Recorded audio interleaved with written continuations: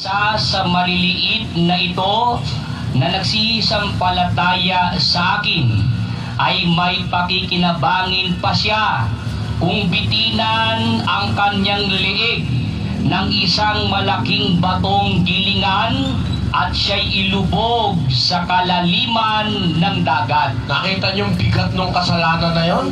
Pag nagpatisod ka ng kapatid, sabi ng Diyos, may pakikinabangin pa sa'yo kung talian ka ng gilingang bato. Ihulog ka sa gitna ng dagat para wag ka nang lumutang ulit. Baka paglutang mo, may matisod na naman uli sa pagmumukha mo. Ha? Matinding kasalanan yung magbibigay ka ng katitisuran. Kaya mga kapatid, kung ang gagawin natin o sasabihin natin, alam nating makakatisod sa kapatid, iatras mo na. Meron ka mang gusto sabihin, matitisod, atras mo na. Meron ka mang gustong gawin, may matitisod, iatras mo na. Sa aba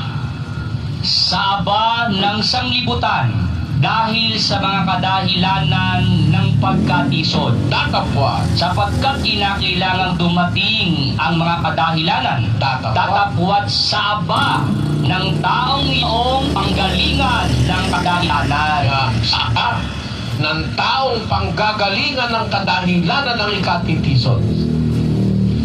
Kaya ako'y maingat dyan. Ako'y pagka gumagawa ako pansarilin, bawa, personal, matisod ka, ay maingat ako dyan.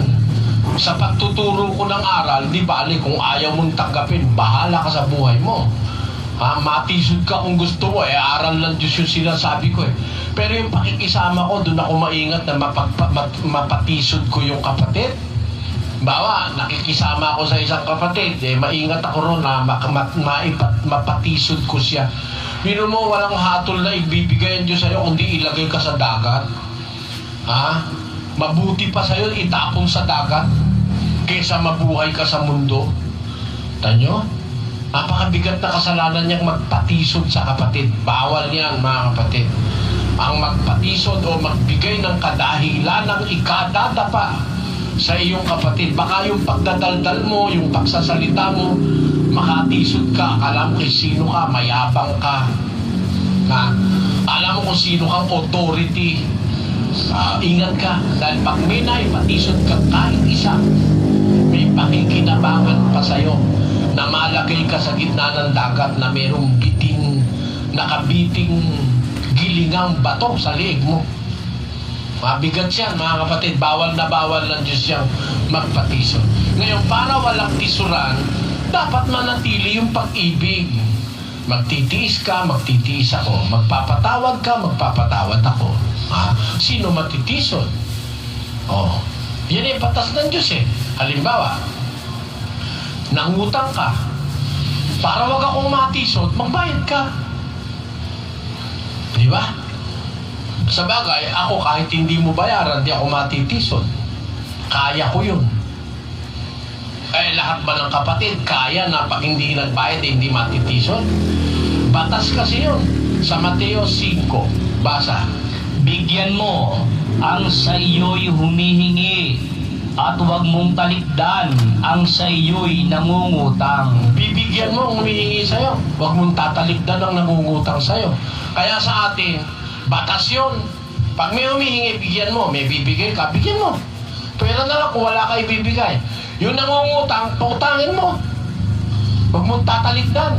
O ano naman ang sabi sa nangutang? Pakinggan nyo. 13 ng Roma. Huwag kayong magkautang ng ano paman sa kanino man. Hindi bawal mangutang, pero masamang magkautang. Baka hindi mo binabayaran, nananatiling utang, masama yun. Ano ang sabi ng Biblia sa mga nangutang? Basa. Ang masama ay humihiram at hindi nagsasauli, ngunit ang matuwid ay nahahabag at nagbibigay. Yun ay masama, nang hihiram di nagsosoli. Meron gano'n, kung mangutang, wala nang sulian . Masamang tao yun. Kaya sa isang kapatid na Kristiyano, nangutang ka, magbayad ka. Kung wala kang pambayad, manghingi kang diskargo, kapatid. Pangako ko sa'yo, katapusan, kaya lang hindi ko nakuha pera. Pasensya ka na, ha? Dagdagan mo na ang pagtitiis mo sa akin. Maganda yun. Kaysa ang gagawin mo, magtatago ka, hindi mo nababayara, walang iya ka talaga. Tandaan nyo, mga kapatid, ang tatak ng masama. Ang masama, humihiram, hindi nagsosoli. Pagka ganyan ng tao, ayaw magsoli, meron na ba isosoli? Huwag nyo na ulit pautangin. Mamimihasa lang yan. Ang masama, humihiram, hindi nagsosoli. Masamang tao yan.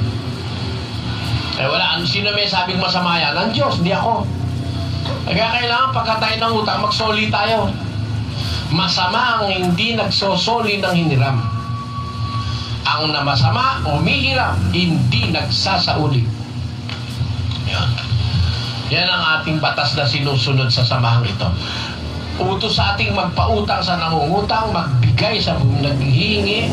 Pero pagka nangutang ka, magsoli ka naman. Yun ang batas ng Diyos. Patas yan eh.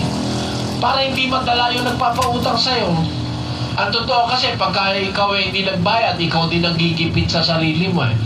Kung halimbawa, nagbabayad ka, nakakautang ka na, nakakautinan niyo kung nakakaraos ako mga kapatid. Milyon-milyon araw-araw. Doon sa financing dyan sa Masantol. Milyon-milyon araw-araw ang pumapasok na cheque. Para makaraos ako nangungutang. Babayad naman ako, utang uli, bayad, utang, bayad, utang, bayad. Ngayon nga, bumabalik na tuloy cheque ko sa dahil na ng obligasyon. Mula sa Pari hanggang sa Mindanao, ang cheque ko nakakalat na sa mga radyo, television, coordinating center, Meralco, telepono. Nako, katakot-takot ng daming cheque. Bayong-bayong na pera ang kailangan para malagyan lahat ng deposito. Walang pera. Nangungutang ako. Awa naman ng Diyos, may nagpapautang pa sa akin.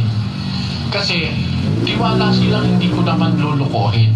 Miski nga yung mga materialis ginagamit dito, kahit bumabalik na yung cheque, nagpapautang pa rin. Nagagalit nga yung suppliers natin eh. Pero, pagka nakabayad na, umutang na naman uli si Islaw, bigyan na naman uli. Kasi alam nila kahit natin bilay ng paminsan-minsan, hindi naman tayo tatalikod sa utang eh. Yun ang kailangan. Nangungutang, magbabayad. Ganyan ang kapatiran sa Diyos. Huwag tayong magpapatisod sa kapatid. Ano mang kadahilan ng ikadadapa, gawin nating isang bagay na laging nasa isip natin, huwag natin patisurin ng ating kapatid. Kung yung gagawin mo at sasalitain mo yung makakatisod, iatras mo na lang. Yan, kailangan. Sa nag-iibigang magkakapatid sa Diyos. Ngayon, sa ating pagsasama-sama, tinuruan tayo ng pag-ibig. Ang ating gagawin ay yung sinasabing pag-ibig na banal. Bawal lang magtisuran, bawal lang magdimandahan, ano? Bawal yung tayo-tayo ay magpapatayan, magngangat-ngatan. Bakit ba bawal yun? Pakinggan nyo sa Galacia 5. 5:15 Sapagkat kung kayo rin ang nangagkakagatan at nangagsasakmal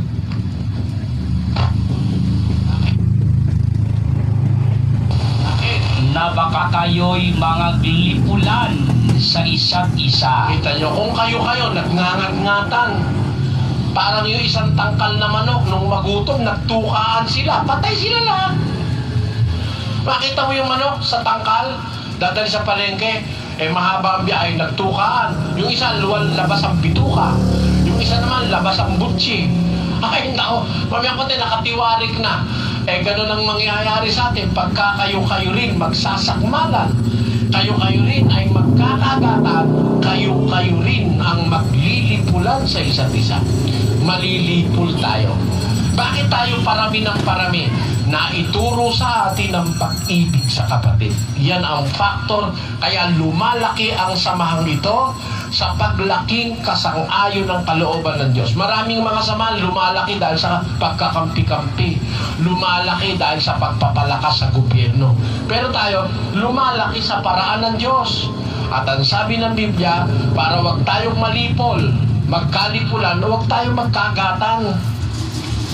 Ang magkakapatid din nagkakagatan, nagmamahalan, nag-iibigan ng isang pag-ibig na maningas at nananatili. Isang pag-ibig na hindi lumalamig. Yan ang batas ng Diyos na pag-ibig. At pagkaya ng naganap natin, mga kapatid, nag-ibigan tayo sa isa't isa, sa ganito, makikilala ng mga taong kayo ay aking mga alagad. Kung mayroon kayong pag-ibig sa isa't isa, sabi ng ating Panginoong Hesus. Ngayon, sa ating pag-ibig sa kapatid, anong pagmamalasakit, anong klaseng pagmamahal ang gagawin natin? Ito, mahirap ito, mga kapatid. Itong babasahin ko, mahirap ito. Sana magawa natin.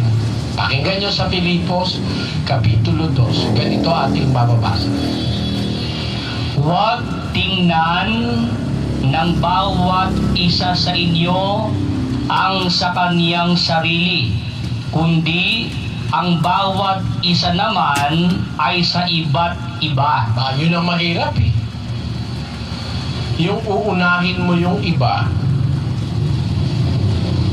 Halimbawa, ako nararanasan ko kasi, halimbawa nagpapakain kami ng kapatid, kakapusin. Sabi ko, yung itinira mo sa akin, bigay mo na. Nung araw doon sa kabilang compound, may mga kapatid dumating galing sa Visayan, Mindanao. Kami yung kumot, labas mo ako kumot. Mga unan. Bandang huli nakita ko, ako walang kumot at unan. Yung kwarto ko, puno ng tao, ako na walang hihigan. Doon ako nahiga sa sopa. Mahirap magawa yun eh. Yung uunahin mo yung kapwa. Hindi mo muna titignan ng sarili mo, unahin mo yung kapwa. Mahirap yun. Pero batas yun.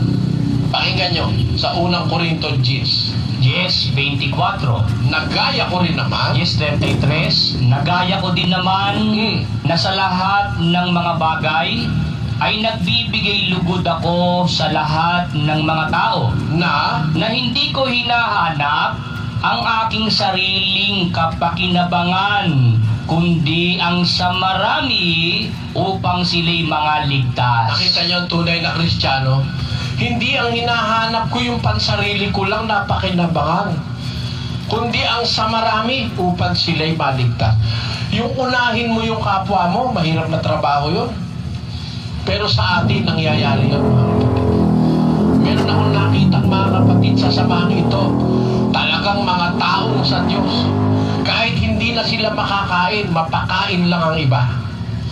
Kahit wala na silang matulugan, mapatulog lang iba. Nakakita ko niyan sa mga kapatid. Lalo na yung mga unang nakasama ko. Nakakita ko marunong silang magparaya. Na hindi muna tinitignan yung kanilang sarili, kundi yung sa iba. Ganon si Kristo eh. Inuna ba ni Kristo sarili niya? Hindi. Inuna niya yung iba kahit na siya'y mapahamak pa. Kahit patayin pa siya. Pinapatay na nga siya. Ang panalangin niya pa sa Ama, Ama, patawarin mo po sila. Hindi nila nalalaman ng kanilang ginagawa. Baka tayo ngayon ang patayin, lumabang ka rin eh. Baka ikaw ngayon ang papatayin eh, baka hindi bumulot ka pa rin ng baril eh. Sino sa atin ngayon ang mananalangin, Ama, patawarin mo po sila. Ganon? Oh, ang galing nun. Papatayin ka na, pananalangin mo pa yung papatay sa'yo. Uunahin mo yung kapakanan ng kapwa kaysa sa sarili. Sa loob ng iglesia, ganun ang batas sa magkakapatid. Tingnan muna yung iba bago yung sarili. Ako, napakahirap gawin yan. Pero magagawa, mga kapatid. Pag naramdaman mo talaga yung pag-ibig na utos na Diyos. Kaya nga sabi ko sa inyo, matupad lang yung nasa Biblia, kailangan ba natin ng pulis? Ha? Ang huwes. Ay, suspindido lahat yung huwes na yung pulis, mga piskal. Walang kaso. Pag yun ang sinunod, kung yun lang ay tinuro ni Cardinal Sin, hindi kailangan ng defense eh. Ha? Kung yan ay tinuro ng Katoliko, ba't kailangan ng defense? Ba't kailangan ng husgado? Ba't kailangan ng kung sino-sino dyan? Ba't kailangan ng mga police, NBI, may graft and corruption kasi? Ituro mo yan ang masunod. Ay, wala. Walang demanda. Hindi kailangan ng huwes, hindi kailangan ng piskal. Bawal ang demandahan sa kapatid eh. Yan lang ang masunod. Pagkaganda-ganda ng pamumuhay, magkakasala ka, magkakasala ako, pero magpapatawaran tayo.